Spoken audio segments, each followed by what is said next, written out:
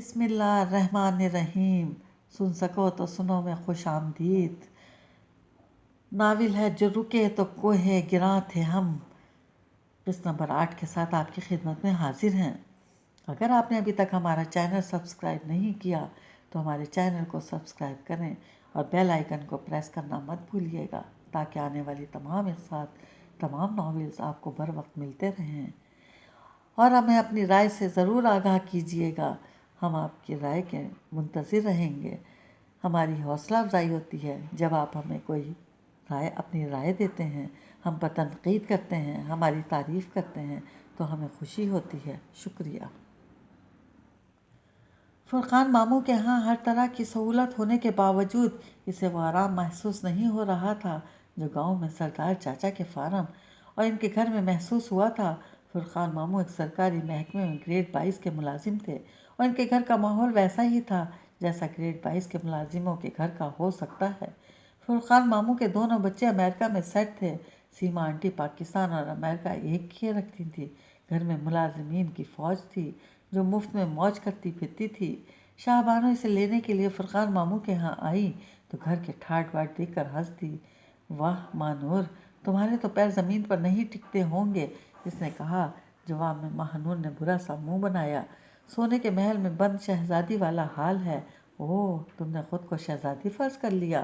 شاہ بانو ہنسی، پھر وہ جھرجھری لے کر بولی، توبہ توبہ بھئی، تم اس نمائش کی مصنوعی دنیا میں اتنے دن کیسے گزارو گی؟ یہی تو میری سمجھ میں نہیں آ رہا۔ ماہ نور روحانسی ہو کر بولی، اس سے تو اچھا تھا میں یہاں آتی ہی نہیں۔ تمہاری اپنے ماموں سے ذرا بھی انڈرسٹینڈنگ نہیں ہے؟ شاہ بانو نے پوچھا۔ ہاں بالکل بھی نہیں، ماہ نور نے گردن ہلا کر کہا۔ یہ تو ممی کی ضد ہے جو مجھے یہاں لے آئی، ورنہ ماموں سے خود ان کی بھی عمر بھر نہیں بنی۔ وہ بھی ماموں کو مصنوعی شخص کہا کرتی ہیں۔ چلو خیر، ابھی تو چلو، باہر نکلتے ہیں۔ شاہ بانو نے اسے مایوسی سے نکالنا چاہا۔ شاید تمہاری طبیعت بہل جائے۔ شاہ بانو نے اس کا ہاتھ پکڑ کر اسے اٹھاتے ہوئے کہا۔ ہم جا کہاں رہے ہیں؟ گیٹ سے باہر نکلتے ہوئے ماہ نور نے شاہ بانو سے پوچھا۔ وہ بڑی مہارت سے اپنے بھائی کی آلٹو ڈرائیو کر رہی تھی۔ ہم نومیڈ آرٹ گیلری اسلام آباد والی برانچ کی طرف جا رہے ہیں، شاہ بانو نے گیئر بدلتے ہوئے جواب دیا۔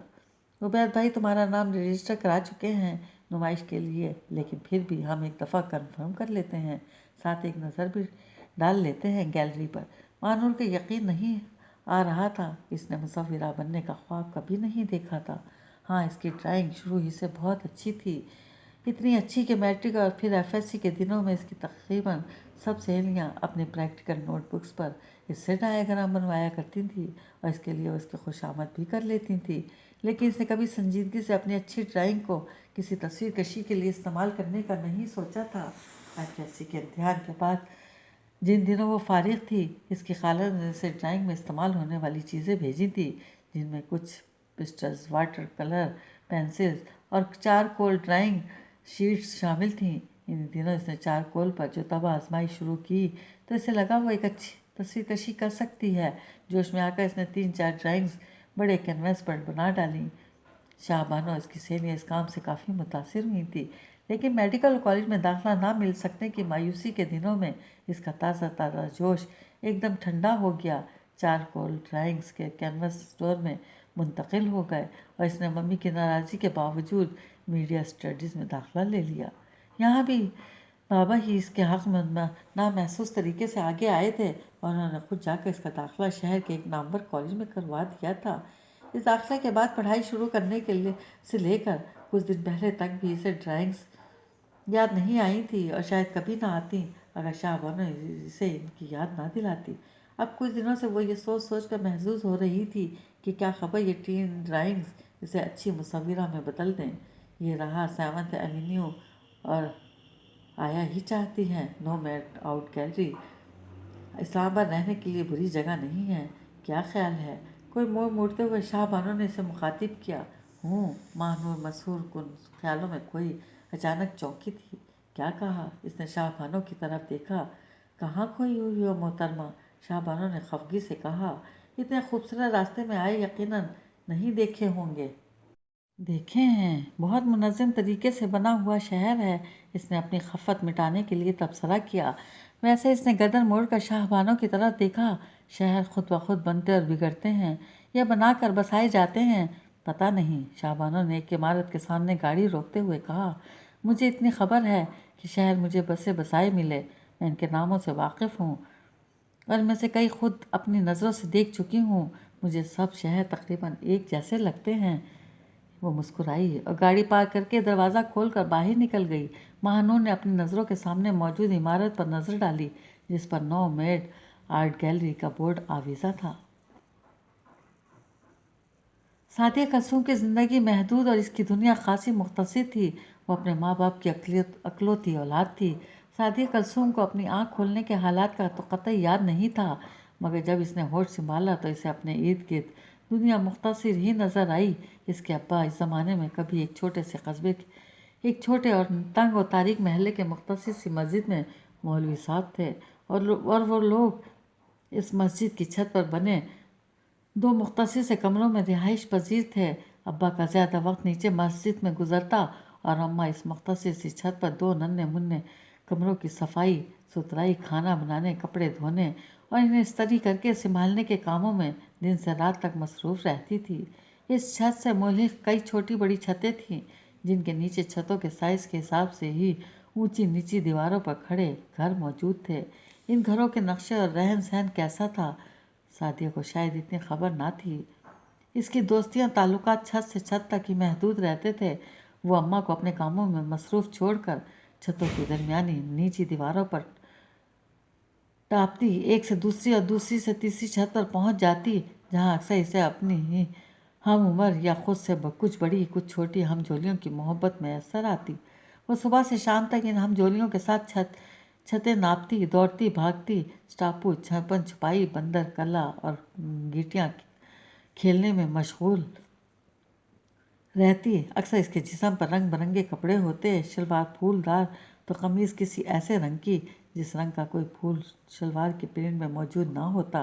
कभी बदरंगी शलवार के साथ कोई फूलदार कमीज़ जिसके चाक की सीवनें अक्सर ऊंची नीची छतें नापने के चक्कर में उधड़ी रहती। महल्ले की खाला ने कपड़े सीने की सुई के ज़रिए इसके कानों में सुराख करके काले धागे पिरोकर गिरह लगा दी थी। इसके कान के सुराख कभी ठीक नहीं हुए थे, अक्सर पकते रहते और इनमें से पीपदार मवाद निकल निकल कर सुराखों पर जमा रहता, जिसे छीलने में इसे बड़ा मज़ा आता। अम्मा इसे इस बात पर बुरी तरह झिड़कती, क्योंकि मवाद छीले जाने पर ज़ख्मों से खून बहने लगता, मगर सादिया को ज़ख्म झेलने की आदत सी हो गई थी। इसका हाथ खुद ब खुद कानों की तरफ जाता और पल भर में इस लेसदार मवाद को, जो कभी तो ताज़ा और गीला ही होता, पल भर में उधेड़ देता। कानों के जख्म काफ़ी अरसे इसके साथ रहे थे और कब ठीक हुए थे ये सादिया को याद नहीं था।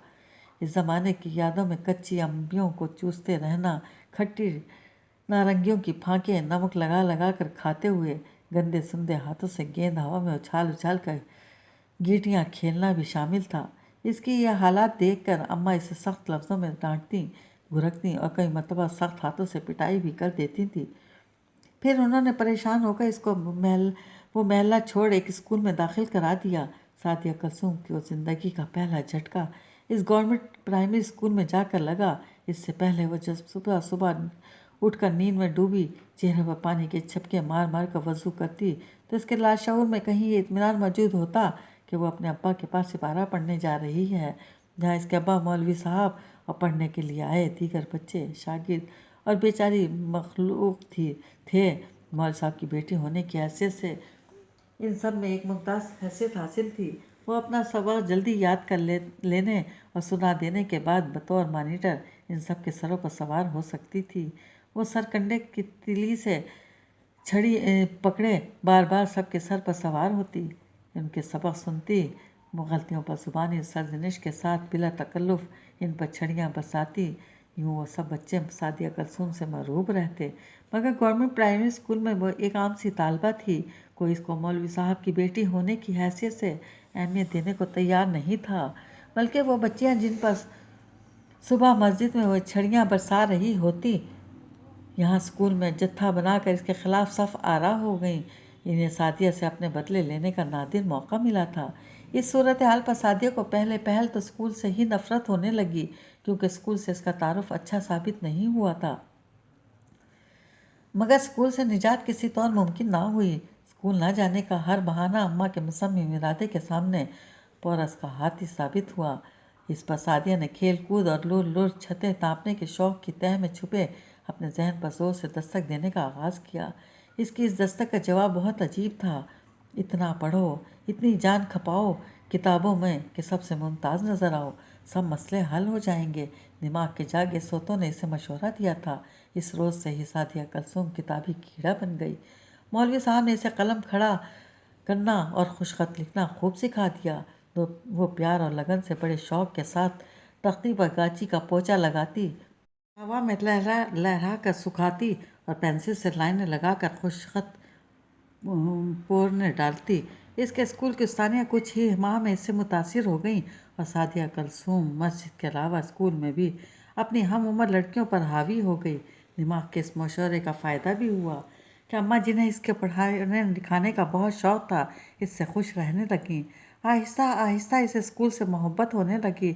स्कूल जिसके अंदर उस्तानियों की तारीफ़ें, किताबों में दर्ज कहानियाँ, आखिरी घंटे में हिल हिल कर बुलंद आवाज़ में पहाड़े याद करने का सरूर, आधी छुट्टी के वक्त उस्तानियों के लिए स्कूल के बाहर खड़ी रेहड़ियों से चना चाट, गोलगप्पे, शकरकंदी, समोसे खरीद कर लाने की मोतबरी शामिल थी।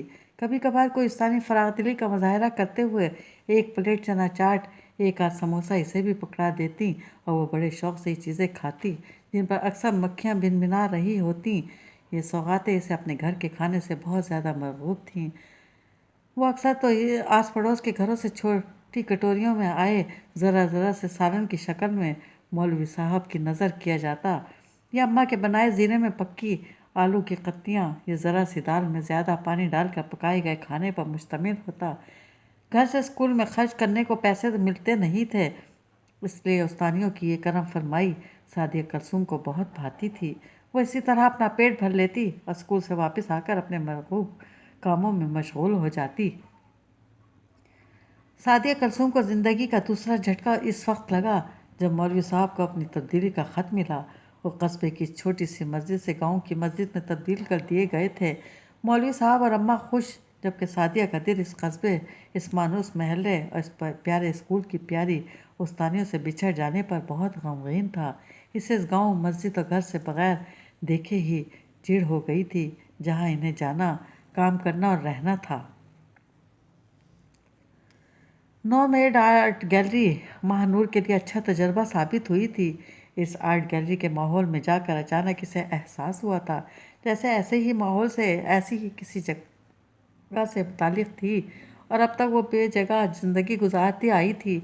इसने नौ आमोज मुसव्विरों की फहरिस्त में अपना नाम रजिस्टर देखा और इसका दिल किसी अनजाने वक्त आमद को महसूस करके खुश होने लगा। नोमेड आर्ट गैलरी से वापसी पर शाहबानो इसने शहर में इर्द गिर्द घूमने में दिन गुजारा। इस पर से फरखान मामू के घर रिहाइश की बेजारी छटने लगी। चलो भाई, अल्लाह हाफिज़, कल सुबह मैं जल्दी तुम्हें लेने आ जाऊंगी सैयदपुर के लिए। इस शाम शाहबानो ने फरखान मामू के घर के गेट पर इसे ड्रॉप करते हुए कहा था और इस दिन की मसरूफियत की खुशगवारी का यह असर था कि इस रोज़ रात तक इसे फरखान मामू के यहाँ भी बोरियत महसूस नहीं हुई। सैयदपुर कल्चरल शो का वो पहला दिन था। मानूर को इस मुनज़्ज़म गांव का सारा नशा बहुत ही मुतासिर कुन लग रहा था। इस रोज़ हैंडीक्राफ्ट्स की नुमाइश हो रही थी। दस्तकारी और हुनरमंद शायद इतने पढ़े लिखे नहीं होते, मगर इनको देखने के लिए आने वाले लोग तबका अव्वल और पढ़े लिखे दानिश्वरों पर मुश्तमिल था। महानूर भी शाहबानों के हमरा मुख्तलिफ हुनरमंदों को देखती और इनके हुनर के करिश्मों को सराहती इधर उधर फिर रही थी। अरे वाह, वो देखो, कुम्हार अपने चाक पर बर्तन खड़ रहे हैं। अचानक शाहबानो ने एक निस्बतन ऊंची जगह की तरफ इशारा किया। और देखते हैं। शाहबानो आगे बढ़ गई और महानूर इसके साथ देने को इसके पीछे चलती। ये रहा मिट्टी का प्याला। एक कुम्हार जिसके गिर्द बाकियों की निस्बत हजूम ज़्यादा था के साथ खड़े इसके छोटे लड़के ने कहा। कुम्हार सफ़ेद तहमद बांधे, सर पर सफ़ेद कपड़े की पगड़ी रखे, सर झुकाए अपने काम में मशगूल था। इसके चाक के पहिए पर रखा इसका पाँव पहिए को महारत से घुमा रहा था। ये क्लिक है, ये लकड़ी। बालकड़े ने मिट्टी के एक ताज़ा ताज़ा तैयार किए हुए गीले बर्तन की तरफ इशारा किया। और ये जग है। इसने एक लंबे खद व खाल के बर्तन की तरफ इशारा किया। अल्लाह, इस अनपढ़ जाहिल कुम्हार के हाथ कितने खूबसूरत हैं। शाहबानो की आवाज़ महानूर के कानों से टकराई और वो गैर दिलचस्पी के से इस मंजर को देख रही थी। चौंक कर कुमार के हाथ देखने लगी। वह हाथ वाकई चौंका देने वाले थे। लाशऊरी तौर पर इसकी नज़रें हाथों से होती कुमार के चेहरे पर जा पड़ी और इसे लगा इसका दिमाग जैसे घूम गया हो। वो नज़र का धोखा था या हकीकत, कुछ लम्हों के लिए इसकी समझ में नहीं आया। सामने का मंजर, लोग, आवाज़ें, सब इसके जहन में गड़बड़ होने लगे। सैयदपुर मेले में पहला दिन था। महानूर का जहन चकरा रहा था। चाक पर मिट्टी के बर्तन घड़ते कुम्हार पर नजर पड़ते ही इसके जहन ने शदीद झटका खाया था। महानूर कुम्हार के सामने खड़ी एकटी किसे देखती चली जा रही थी। चलें, अब कुछ खा लेते हैं, शाहबानो ने कुछ देर बाद इसके शाने पर हाथ रख कर कहा था। हूँ। महानूर चौंकी थी मगर वहाँ से हिली नहीं थी। इस बर्तन को क्या कहते हैं? कुम्हार के गिर्द हजूम ज़रा कम होने पर इसने दानिस्ता आगे बढ़कर एक बर्तन को छूते हुए बुलंद आवाज़ में कहा, हाथ ना लगाना बीबी।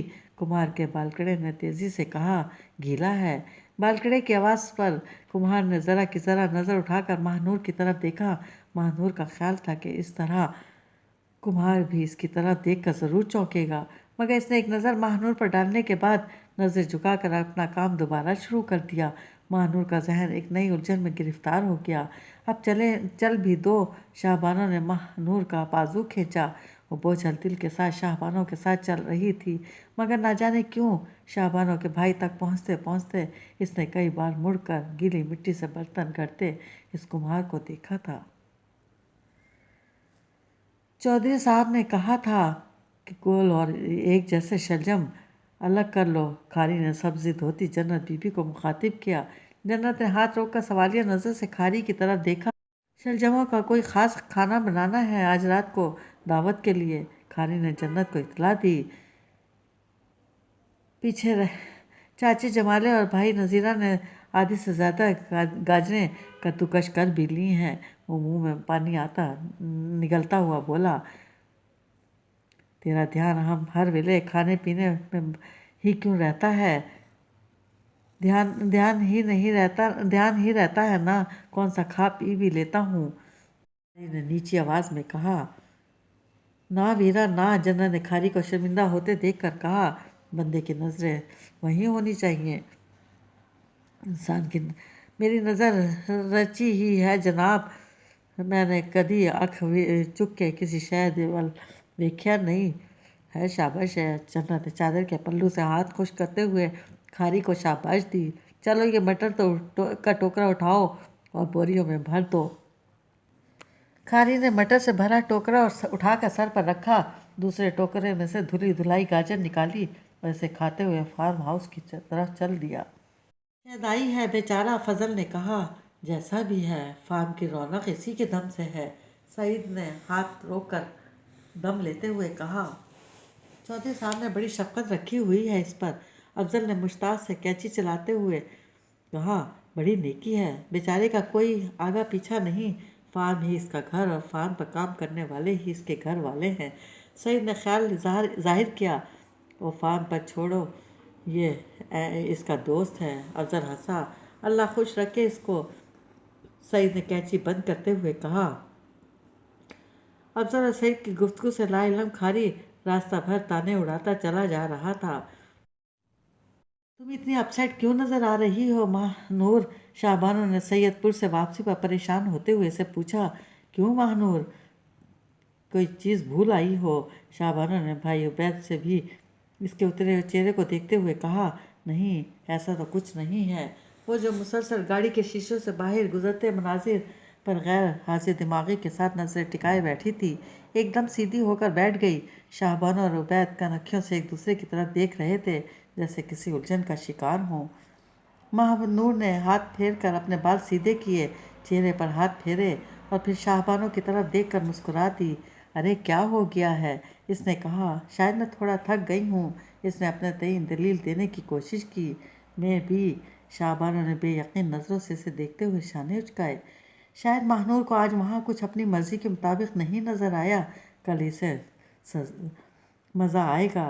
कल दिन में एग्जीबिशन और रात में म्यूज़िकल नाइट होगी। उबैद ने मोड़ काटते हुए कहा, मुझे आज भी बड़ा मज़ा आया है।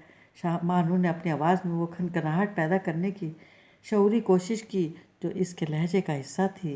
ये बहुत बड़ा चेंज है। मैंने इससे पहले इंसानी काविश के हाथों इस तरह आबाद हुआ शहर नहीं देखा था। इट्स वंडरफुल, बहुत मुनज़्ज़म, बहुत खूबसूरत। मगर सैयदपुर के मुकामी लोग इस इंसानी काविश से खुश नहीं हैं। इनकी आज़ादी मुतासिर हुई है। उबैद ने कहा, हाँ ये इनका पॉइंट बड़ा वैलिड है, शाहबानो कह रही थी। दोनों बहन भाई इसी मौजू पर बात करने लगे। महानूर के जहन पर वो मंजर फिर उभरने लगा। वो इन मनाजिर के दरमियान ताल्लुक जोड़ रही थी। मंतक की रूह से इन मनाजिर का आपस में कोई ताल्लुक नहीं बनता था। ना ही मनाजिर के पस मंज़र एक से हैं, न जाए वक़्फ़ एक सी थीं। फिर इसका जहन बार बार क्यों अटकता था। वो खुद से सवाल करती, अपने आप से उलझती घर तक पहुंची थी। इस रात वो एक लम्हे के लिए भी सो ना सकी थी। उसे बचपन से ही पहेलियों, भूल भुलैयों जैसे खेलों से चिढ़ थी। अखबार में बच्चों के मजमून और बच्चों के रसाइल में भी इस किस्म के सफ़ात से इसे चिढ़ महसूस होती थी। ऐसी चीज़ों के बजाय इसे नुक्ते मिलाकर शिकाल बनाने वाले खेल ज़्यादा पसंद थे और कॉमेडी मूवीज़ और रोमांटिक फिल्में देखना इसे अच्छा लगता था। भूल भुलैयों के खेल और सस्पेंस कहानियों में इसने कभी दिमाग ना खपाया था, मगर अब इसे ऐसा महसूस हो रहा था कि इसका सामना एक रास्ता ढूंढकर खजाने तक पहुंचने वाले खेल, ये जगसा पजल के टुकड़े मिलाकर तस्वीरें बनाने वाले चैलेंज से हो गया है। और वो चाहने के बावजूद अपने जहन को इस सूरत हाल में उलझने से बचा नहीं पा रही थी। ये आरिफ खान है, यही तुम्हारा बाप है, यही तुम्हारी माँ। जब इसने होश संभालने के बाद लफ्ज़ों को समझना सीखा तो इसे बताया गया। वो शख्स जिसकी शक्ल से वो मानूस थी, जिसके चेहरे पर इसके लिए नरमी और मोहब्बत थी, इसे बताया गया था कि वो इसका बाप था। इससे इस बात को मान लेने में कोई तामुल ना हुआ। लफ्ज़ बाप का जो मतलब वो समझती थी, आरिफ खान इस पर पूरा उतरता था। तुम परी हो, परी जिसके हाथ में जादू की छड़ी होती है, जादू की छड़ी जिसके एक सिरे पर सितारा बना होता है। आरिफ खान ने इसके छोटे छोटे हाथों को अपने हाथ में लेते हुए इसे बताया था। फेरीज, परी की छड़ी। सब मिसिस पीटर ने बहुत दिन बाद जब इसे इस किताब में से परी की छड़ी की तस्वीर दिखाई, जिसमें प्यारी प्यारी चीज़ों की रंगीन तस्वीर थीं, तो वो कितनी ही देर पलके झपकाए बगैर परी की छड़ी की तस्वीर देखती रही थी। वो छड़ी सुनहरी रंग की थी, जिसके एक सिरे पर सुनहरी सितारा बना हुआ था और जिसमें से सुनहरी रोशनियों के झमाकों के अक्स इधर उधर जाते दिखाई दे रहे थे। तो क्या मैं ये ऐसी छड़ी वाली परी हूँ? काफ़ी देर बाद इसने पलके झपकाते हुए खुद से सवाल किया था और मिसेस पीटर ने परियों के बारे में पूछा था। परियां जिनकी छड़ियाँ घुमाने से नामुमकिन मुमकिन हो जाता है।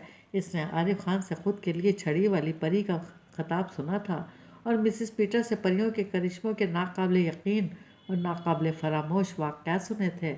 और कभी कभी सोचने पर इसे ऐसा लगता जैसे उम्र भर जो वो करती रही, वो खुद को और अपने देखने वालों को ये बावर कराने के लिए करती रही कि वो वाकई एक ऐसी परी है जो नामुमकिन को मुमकिन कर दिखाती है।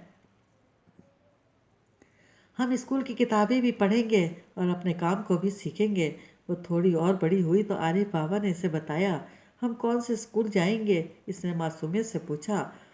हम सैलानी लोग हैं परी, आरिफ खान बाबा ने इसके बाल सहलाते हुए कहा। हम एक जगह थोड़ी रुकते हैं, हम तो शहर शहर बस्ती बस्ती घूमते हैं, इसलिए हम किसी स्कूल में भी नहीं जाएंगे। तो फिर हम स्कूल की किताबें कैसे पढ़ेंगे? वह हैरान हुई थी। मैं पढ़ाऊँगा और तुम भी पढ़ो, और तुमको भी पढ़ाऊँगा।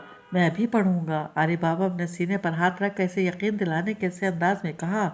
और मिसेस पीटर भी तो हैं। फिर आर्य बाबा ने इसे याद दिलाया था, मगर वो तो खाना बनाती रहती हैं और जानवरों को नहलाती हैं, इनको ब्रुश भी करती हैं। इसे मिसेस पीटर वाला आइडिया समझ में नहीं आया था। अरे बाबा, वो बहुत पढ़ी लिखी औरत हैं। अरे बाबा ने इसे तसल्ली दी।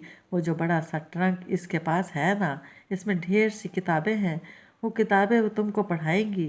परी आरिफ खान बाबा की ये बातें सुनकर आने वाले दिनों को अपनी आंखों के सामने होता देखने लगी थी। बाद में मिसेस पीटर के ट्रंक में धरी की तस्वीरों वाली सारी किताबें इसने एक एक करके पढ़ डाली थी اور عارف خان بابا نے وہ سب بھی سیکھ لیا تھا جو اس کو ہر حال میں سیکھنا ہی تھا۔ وہ پہلی بار بس میں بیٹھی تھی۔ اس سے پہلے اس نے اپنے گھر کی چھت پر کھڑے ہو کر کئی بار پچھلی سڑک سے گزرتی اکا دکا لاریوں کو دیکھا تھا۔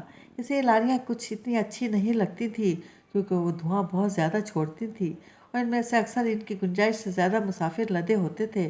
اکثر مسافر چھتوں پر بیٹھے ہوتے تھے۔ اسے لگتا کہ مسافروں کی زیادتی کی وجہ سے یہ ایک طرف کو جھکی رہتی ہیں اور شاید ایک طرف جھکے جھکے کبھی یہ الٹ جائیں اور سارے مسافر گر جائیں۔ وہ خود بھی لاری پر نہیں بیٹھی تھی۔ اس نے بہت عرصے تک اس بات پر کبھی غور ہی نہیں کیا تھا کہ خود اس کی اماں اور ابا کبھی کہیں نہیں جاتے۔ اس نے کبھی اپنے ماں باپ سے سوال ہی نہیں کیا تھا کہ کیا ان کے کوئی رشتہ دار، عزیز، دوست ایسے ہیں جن سے ملنے جانے کے لیے انہیں لاری یا رکشا پر بیٹھنا پڑے۔ اس نے کبھی اس بات پر غور نہیں کیا تھا کہ ان کے گھر میں کبھی کوئی خالہ، ماموں، نانا، نانی، چچا، تایا، پھوپھی یا دادا دادی قسم کے رشتہ دار کیوں نہیں آتے۔ وہ اپنے اس پہلے سفر سے قبل اپنی ہی ایک الگ دنیا میں مست تھی، اسی لیے شاید اس سے پہلے سفر کی تصور، اپنی رہائش کا بدل جانے کے خیال اور عزیز ترین سہیلیوں کے چھوٹ جانے کے احساس تلے وہ سفر سے کئی دن پہلے ہی تھکی ہوئی اور نڈھال تھی۔ گھر کا مختصر سامان ایک ٹانگے میں پورا آ گیا تھا، دوسرے ٹانگے میں وہ اماں کے ساتھ بیٹھی تھی۔ ابا سامان والے ٹانگے پر کوچوان کے ساتھ بیٹھے تھے۔ محلے کی تمام خواتین، بچے اور بچیاں اماں اور اسے رخصت کرنے کے لیے مسجد کی دہلیز پر بڑی سڑک تک قطاروں میں موجود تھے۔ خواتین اماں کے گلے لگ کر آنسو بھی بہا رہی تھیں۔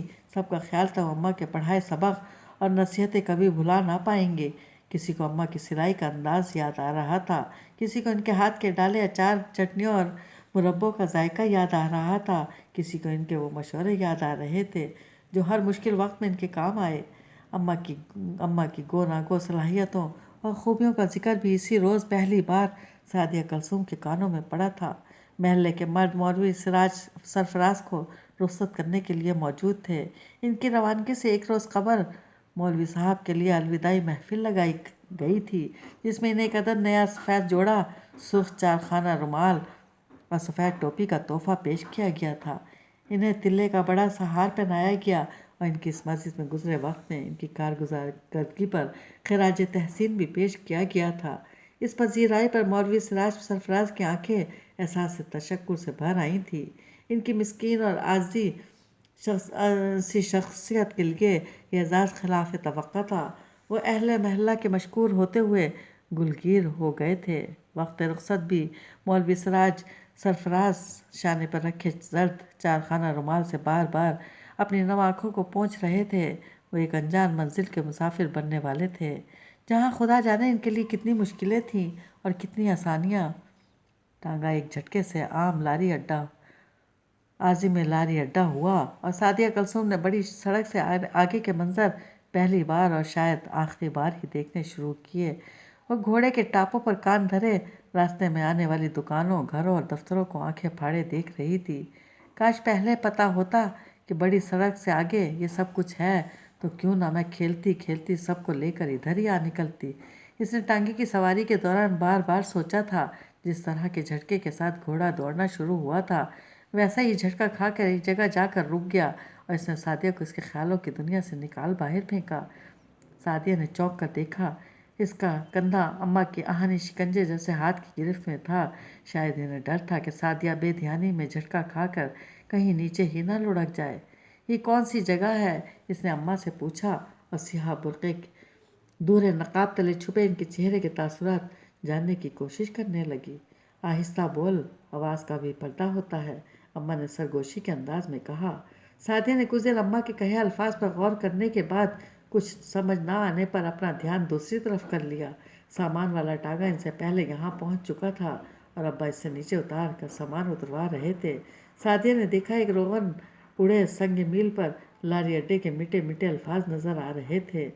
اوہ، تو یہ لاری اڈا ہے، اس نے ادھر ادھر دیکھتے ہوئے سوچا۔ لاری اڈے کے قریب ہی نہر کا پل تھا۔ سعدیہ نے پانی سے لبالب بھری وہ چوڑی اور لمبی نہر بھی اس روز پہلی بار دیکھی تھی۔ نہر کے کنارے بہت سے لوگ موجود تھے۔ وہ جون کا ایک چلچلاتا دن تھا جب سورج صبح 9 بجے ہی سوا نیزے پر محسوس ہو رہا تھا۔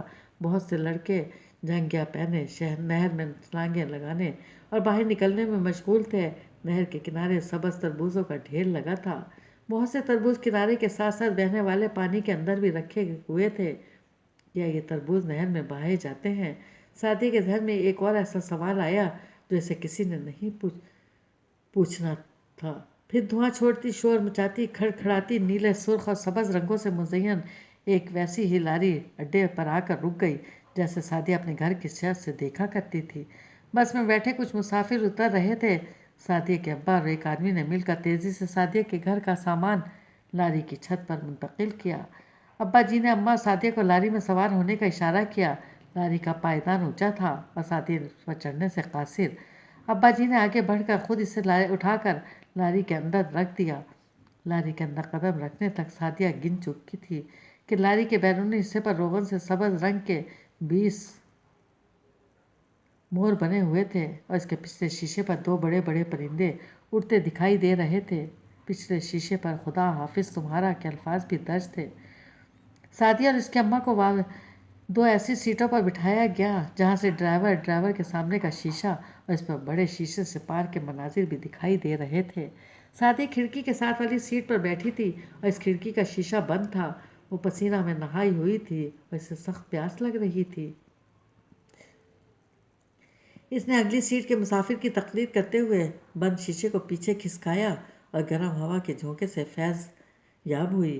खिड़की के शीशे से मरियल मरियल आमों की रेड़ियों वाले, पकोड़ों के ठेलों वाले और बड़े बड़े कूलर और गिलास थामे ठंडा शरबत का नारा लगाते हुए लोग साफ नजर आ रहे थे। ठंडे फर्श के कूलर को देखकर सादिया ने अपने प्यास से सूखते लबों पर जुबान फेरी और अपनी माँ की तरफ देखा। इन्हें मुतवज्जह ना पाकर इसने दोबारा खिड़की से पार देखना शुरू कर दिया। इसी वक्त लारी एक झटके से चलना शुरू हुई। सादिया ने घबरा कर लारी के सारे मुसाफिरों पर नज़र डाली। उसके अब्बा जी कहाँ थे? वो सवार भी हुए थे कि नहीं? पिछली सीटों पर से एक पर बैठे अब्बा जी नजर आए तो इसकी जान में जान आई। अब लारी नहर के साथ साथ भागती चली जा रही थी और इसके पीछे से उगलते धुएं के बादल दाएं बाएं बिखरते भी नजर आ रहे थे। सादिया, अम्मा और अब्बा जान मंजिल की तरह मुसाफिर थे और तीनों की नजरें रास्ते पर थीं। कौन जाने कब अचानक मंजिल आ जाए और इनका सफ़र ख़त्म हो जाए।